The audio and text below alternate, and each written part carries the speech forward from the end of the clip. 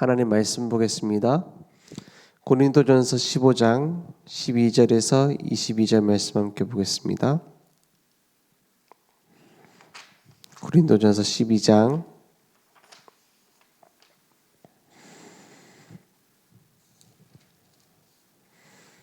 12절에서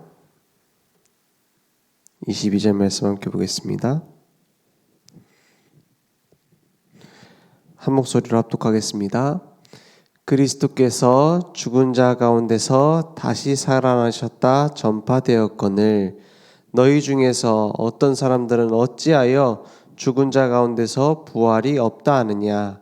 만일 죽은 자의 부활이 없으면 그리스도도 다시 살아나지 못하셨으리라. 그리스도께서 만일 다시 살아나지 못하셨으면 우리가 전파하는 것도 헛것이요 또 너희 믿음도 헛것이며 또 우리가 하나님의 거짓 증인으로 발견되리니 우리가 하나님이 그리스도를 다시 살리셨다고 증언하였음이라. 만일 죽은 자가 다시 살아나는 일이 없으면 하나님이 그리스도를 다시 살리지 아니하셨으리라.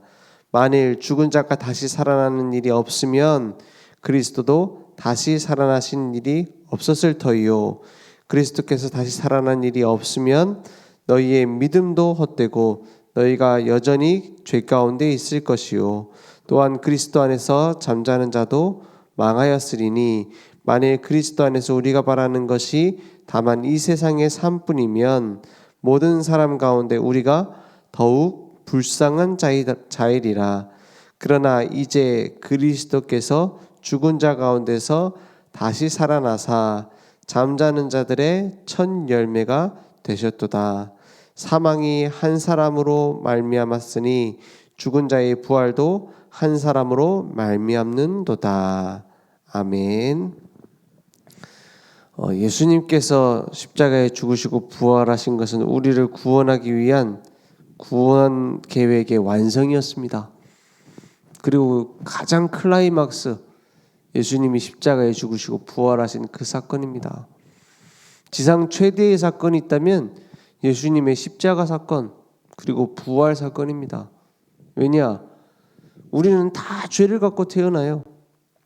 모든 사람이 죄를 범하였음에 하나님의 영광에 이르지 못하더니 그랬어요. 기록된 바 의인은 없나니 하나도 없으며 그게 우리입니다. 암만 포장하고 덮고 닦으려고 해도 인간은 어쩔 수 없어요. 그걸 인정하지 않는 것은 진실하지 않기 때문입니다. 진짜 자기 자신 앞에 진실하게 선다면 내가 가망 없다는 걸 알게 돼요. 그죠? 다 거짓말하고 있어서 그래요. 좀 세상은 밝아질 수 있을 것이다. 지상 낙원이 올 수 있을 것이다. 우리가 더 나은 세상을 만들어 보자. 더 나은 세상 만들려고 만드는 모든 것들이 결국에는 더 세상을 혼란스럽게 만들잖아요. 지금까지 한 번도 성공한 적이 없습니다. 인간은. 무엇을 성공한 적이 없냐? 과학은 크게 발전했고 많은 이론들이 나와서 사회는 어떻게 형성됐고 사람은 어떤 존재고 온갖 얘기를 다 하지만 인간에게 참 평안과 참 만족이 있었던 적이 없어요. 그죠? 인간에게 진정한 행복이 있었던 적이 없어요. 다 거짓말이지. 그럼 행복하다 말하면 행복해집니까? 결국 자기 자신 앞에 홀로 섰을 때 아니라는 걸 깨닫게 돼요. 그래서 모든 사람이 죄를 범하였으며 하나님의 영광에 이르지 못하던 이 말은 모든 사람이 복음 아니면 안 되게 됐다 이 말이에요. 그 모습이 어떤 모습이냐? 죽은 시체와 같은 모습이다 이 말이에요. 영적으로 죽어 있는 상태고 실제 사실은 죽어서 몸부림치고 있는 상태예요. 물고기가 물 떠나면 몸부림치잖아요. 그 몸부림치는 걸 보고 막 우리는 뭐 싱싱하다 살아있다 하지만 사실은 죽어 있는 겁니다. 그 상태가. 그래서 그 죽어서 이제 희망이 없는 상태예요. 횟집에서 이제 물고기 이제 떠가지고 이제 먹으려고 이제 잡아서 죽이려고 하는데 딱 꺼냈다. 물을 떠났다. 죽은 거 아닙니까? 이미 죽은 상태예요. 이제 지옥만 기다리고 있는 이 땅에서 살고 있는 하나님 떠나 있는 모습이 꼭 그 모습이에요. 그래서 어떻게 하죠? 막 몸부림치다 성공도 해요. 몸부림치다 돈도 벌어요. 몸부림치다가 실패도 해요. 몸부림치다가 나름대로 뭘 만들기도 해요. 하지만 물 떠나 있는 사실은 바뀌지 않아요. 그죠? 그래서 하나님 떠나 있는 인간은 몸부림치다가 결국 원래 본향으로 가게 돼 있어요. 지옥처럼 살다 지옥 가게 돼 있어요. 암만 뿌린 뽑힌 나무가 비싼 나무든 뭐 꽃이 예쁜 나무든 소용없습니다. 뿌리 뽑힌 나무는 죽은 거예요. 그게 하나님 떠나 있는 사람의 모습입니다. 그래서 예수님께서 그러한 우리의 모습을 아시고 뭐라고 하셨냐? 요한복음 11장에 보면은 17절에 보니까 예수님이 나사로가 무덤에 있은지 이미 나으리라 그랬어요. 나사로 마르다 마리아 그 마가다락방이 시작된 그 집입니다. 그죠? 요 마르다 마리아의 형제가 바나바예요. 그러니까 굉장히 우리로 치면은 예수님이 목사님이다 치면 교회 개척된 집이에요. 그 집에 나사로가 죽어간다는 거예요. 나사로가 죽어가는 거예요. 지금 막 병들어 죽고 있습니다. 예수님에게 도움을 요청해요. 도움을 요청하는데 예수님이 바로 오세요? 뭐라고 이미 죽은 지 어떻게 됐어요? 죽은 지 나으리라 그랬어요. 나으리라. 가망이 없는 상태 정도가 아니에요. 이미 죽은 지 나으리면 이제 썩고 있어요. 썩고 있어요. 앞에 보니까 11절에 보면은 요한복음 11장 11절에 보면은 우리 친구 나사로가 뭐라고 해요? 우리 친구 나사로가 잠들었도다. 죽었는데 그러나 내가 어떻게 해요? 깨우러 가노라 이렇게 말해요. 사람들이 옆에서 얘기를 들으면 치매 걸렸나 이렇게 생각할 거예요. 아니 그렇게 아프다고 고쳐달라고 도움을 요청했는데 안 오시더니 친구가 잠들었으니까 깨우러 간대. 그죠?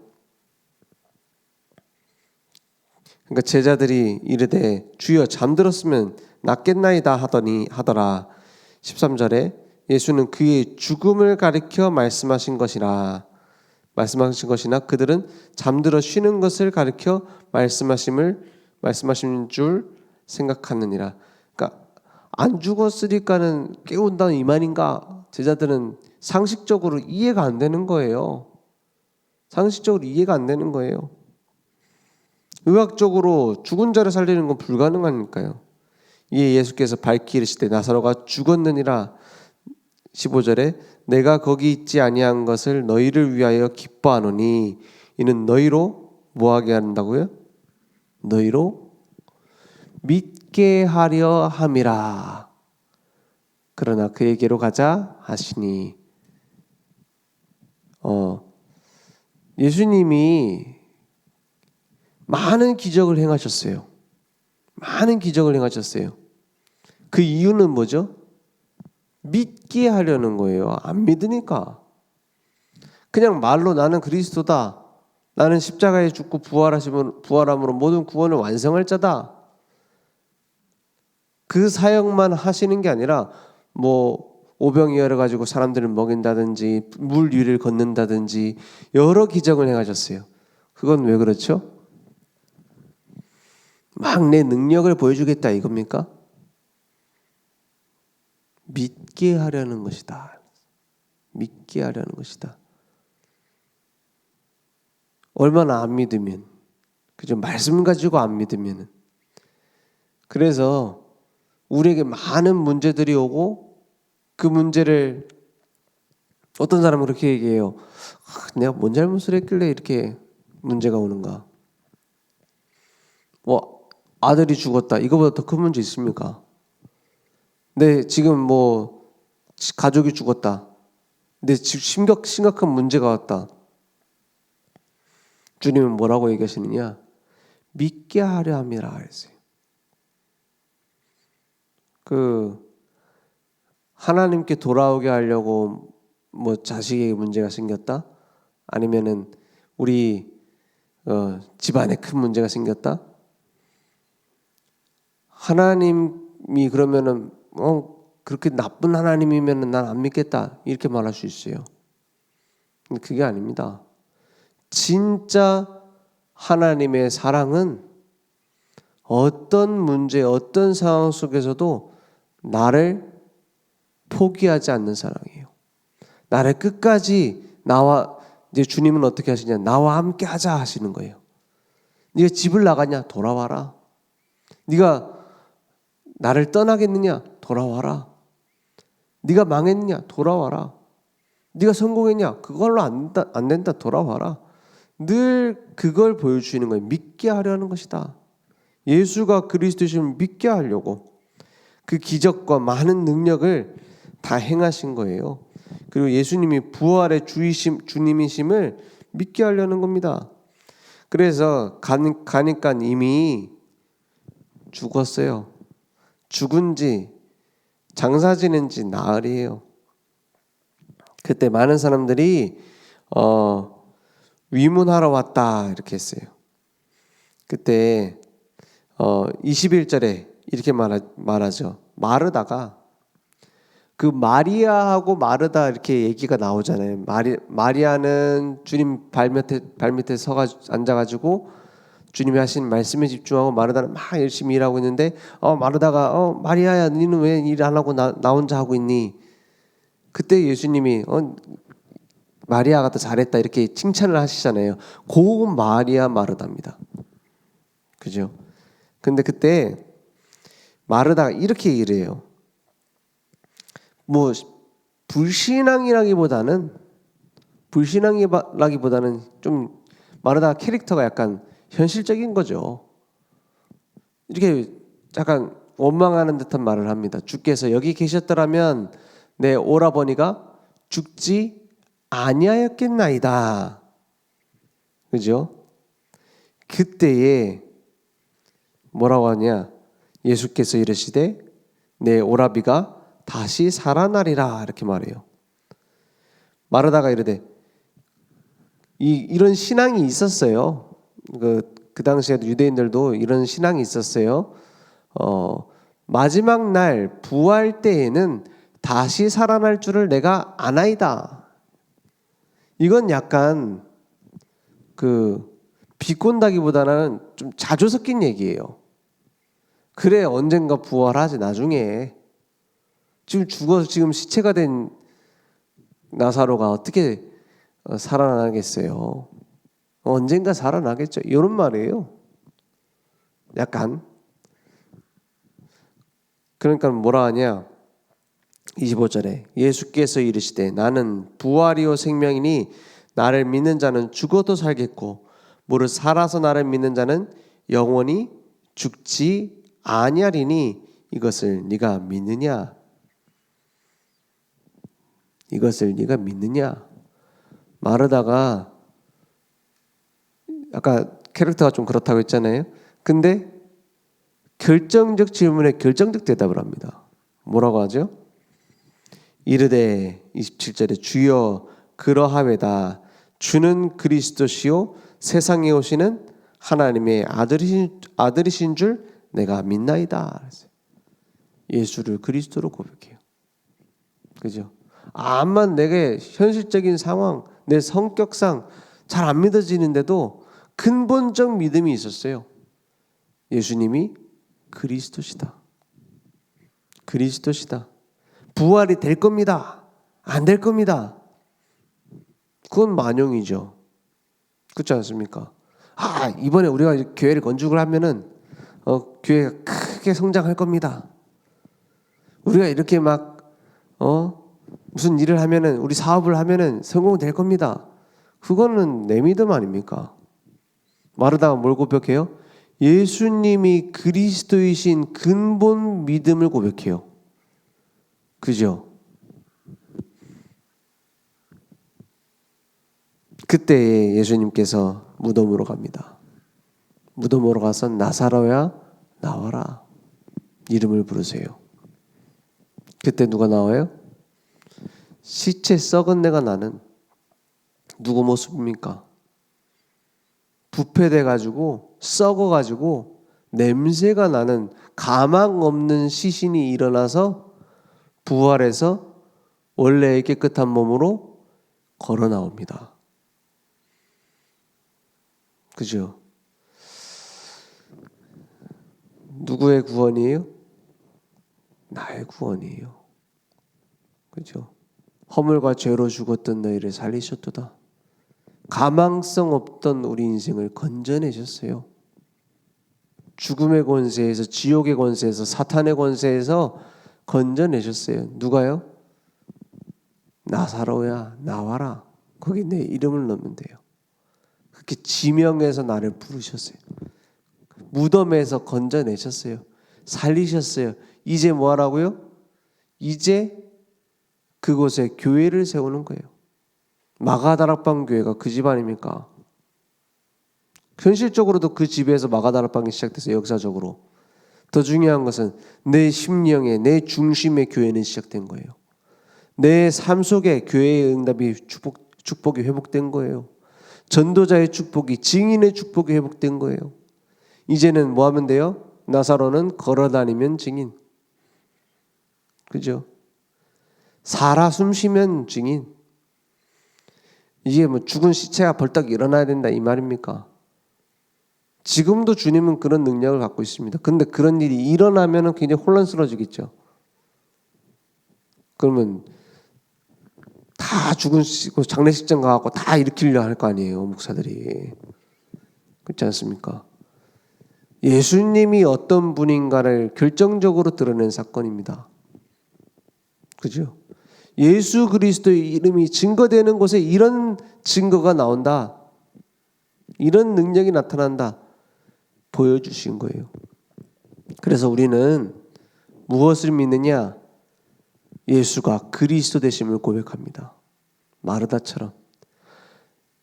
현실적으로 어려운 상황, 나는 할 수 없다. 그런 상황 속에서도 믿음이 믿음을 낳아요. 작은 예수가 그리스도시다. 나를 위해서 죽으시고 부활하셨다. 그 믿음 속에서 이 상황과 문제를 넘어설 믿음은 자라나게 돼 있어요. 어떤 씨앗을 심느냐에 따라 열매는 나오게 돼 있어요.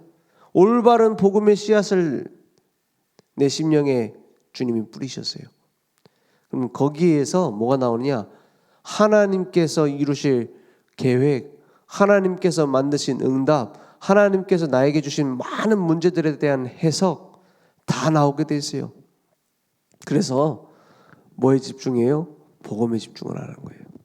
오직 복음에 집중을 하는 거예요. 문제 바라보지 말고 언약 바라보라는 거예요.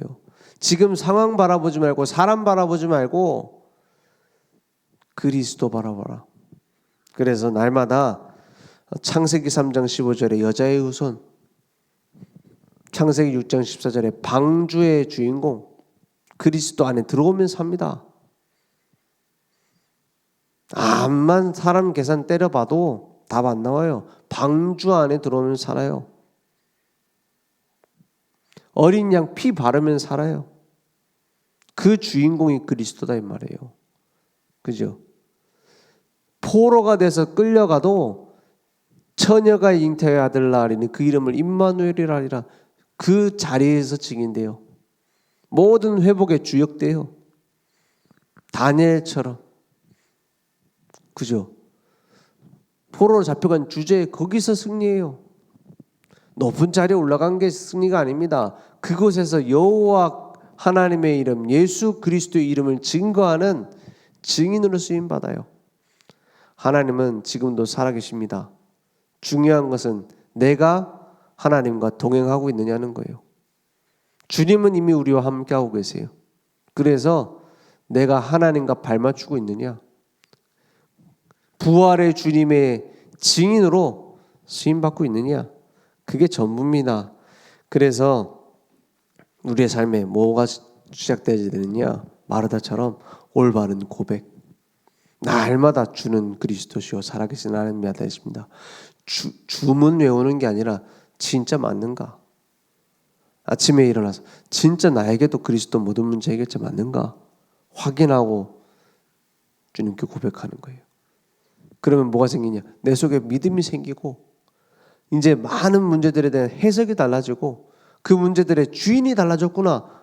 믿음이 생겨요. 그러면 하나님께서 하실 계획이 보이는 겁니다. 그것 따라가면 돼요. 그래서 구속사적 믿음, 나는 그리스도가 필요하다 이 말이에요. 그리스도 아니면 구원받을 수 없고 그리스도의 구원을 주시기 위해서 모든 역사를 움직이신 거다.